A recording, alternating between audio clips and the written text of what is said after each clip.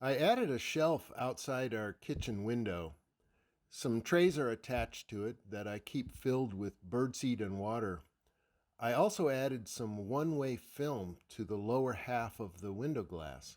So we can see out, but nothing can see in. Lots of little gray birds visit every day.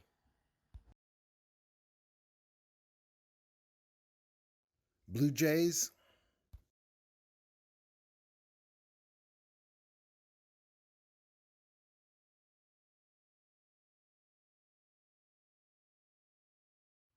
squirrels,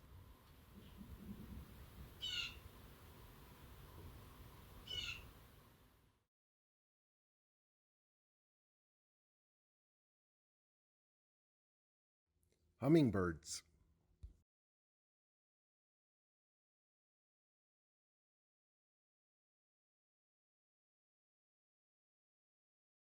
and our cat likes it too.